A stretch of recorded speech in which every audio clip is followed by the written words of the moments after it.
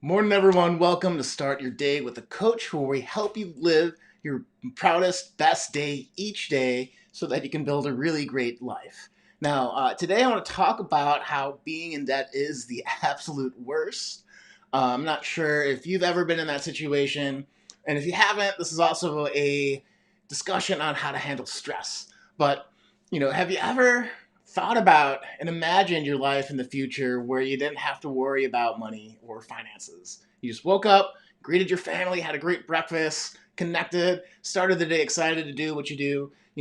The phone rings or you check your email, you don't have that sense of dread or foreboding or anxiety on um, debt collectors or bills. Like, it's just out of your mind. And then, if you see a cool vacation you want to do, you see the cool thing you want to that you want to buy, a new car or whatever, you can go ahead and do it, and you don't have to think about money at all.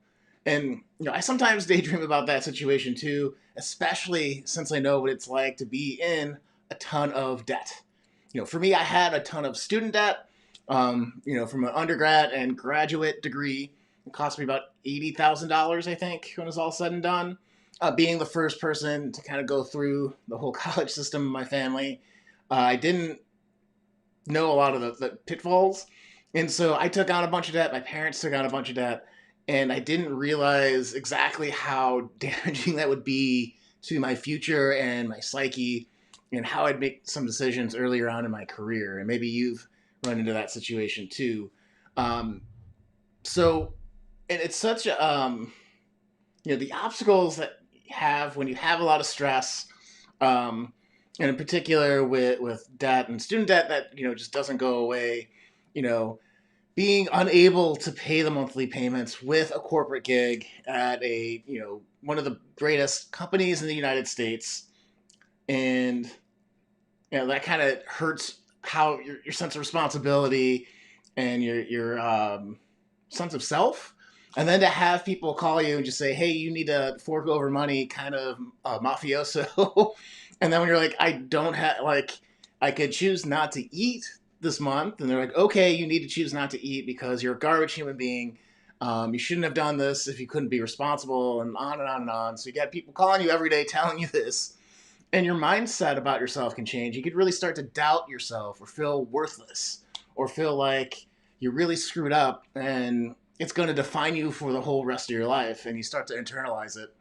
And that makes you play small in other areas of your life, like at your job. You're so stressed out about money that you don't want to take risks that might be good for your career, might help out, or might rock the boat a little bit to make things better because you're so stressed out about losing that job, or trying to make those decisions of, do I fill my car up with gas? Do I you know stop eating for a while, or do I pay like my loans, my student loans and stuff? It keeps you up at night, right? And so that intense stress level really has an impact on your health and your ability to just feel the day, feel the joy of the day. And so a lot of people deal with that when they're under a lot of stress, especially due to debt. At least that was me. And sometimes, you feel so much shame, or you feel so defective, you stop reaching out for help with your social group, with friends, with family. Just say, "Hey, I'm really stressed out about this." You kind of internalize it, bottle it in.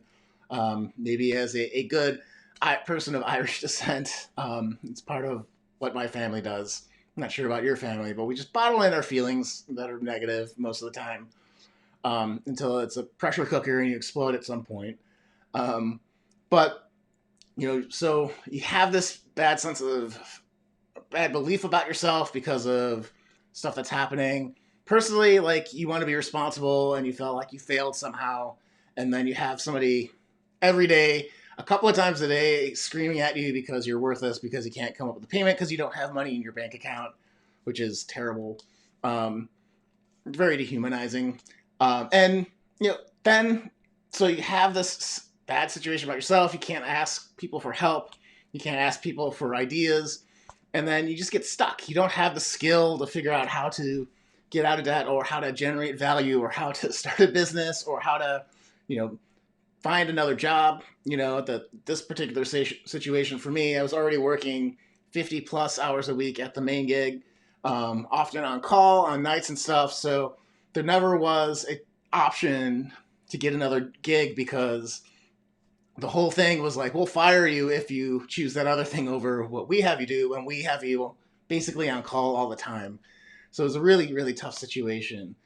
So, how do you get out of that feeling of extreme stress? If you have a lot of stress and anxiety about, you know, finances, about whatever is going on in your personal relationships or your health, like how can you get out of it? For me, I was so stressed out, guys. Let me tell you, I decided that training for a marathon would be cheap and was a great idea, right? Training for a marathon. That's how bad I was, how dark I was in my life, where I'm like, I can't run for 15 minutes straight. I'm going to run a 26.2-mile race to just do something because I needed to do something to move my body. I knew that the stress was getting to me. And I figured that something that intense, not only to kind of shift my mind trying to figure that out, but that the actual training would help me reduce some of my stress so I can actually think about what the heck am I going to do? And that's what worked for me. I started training and on the runs in order to distract myself from my, hey, your legs hurt, you can't breathe, it's really hot out. I was out in Arkansas training during the summer during the day, so it'd be like 90 degrees, tons of humidity, exactly the ideal type of weather you want to be training in, running outside by yourself. Not really, don't do that. If you're going to do a marathon, talk to your doctor before just to be sure you're healthy. Just want to throw that out there. But that act of getting the body moving and moving the stress out of my body helped me figure out that, hey, you know what? Like, it's just a numbers game, right? You can just read some personal finance books, go to the library, get some help that way, do what you can online. And at the end of the day, like, this doesn't define who you are as much as other people would like it. So by handling the stress, I was able to ask family and friends for advice or for help as needed. I was able to not internalize those negative messages about myself, which helped me feel more confident at work.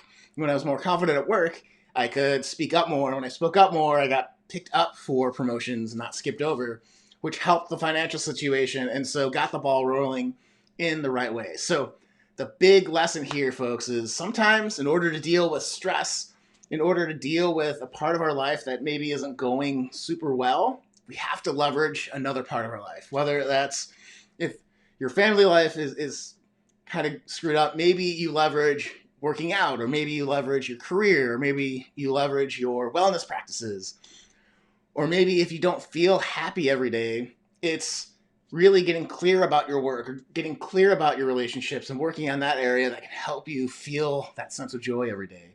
It's all connected. And it's something that the high performance coaching that I do, we talk about quite a bit. Like, a lot of people be like, oh, I want to start a business. And it's like, okay, how's your home life? How's your wellness practices? Or like, hey, I really want to find the person of my dreams. It's like, well, where are you in your career? Where are you in how you feel every day? Those types of things. And so if you guys need some help with that, or you're trying to deal with something super stressful and you can't see your way out of, maybe you need to talk to a coach. Yeah, maybe that's a great reason to talk to a coach. And you can grab an hour of my time if you go to seanbutter.com/coaching. So I hope you enjoyed this, guys. I'm trying a new format for the videos. Let me know in the comments below if you like it or not. I will definitely be listening for your feedback. And go to seanbutter.com and sign up for that free hour, because it's such a powerful experience through the questionnaire, and then through which that's how you qualify for the call. And then in the actual call itself, we give you a plan, we give you some direction, get you some clarity on how to move forward. So With that said, folks, hope you enjoyed this. I'll see you tomorrow, same time, same place. Sean Butner signing off. Take care.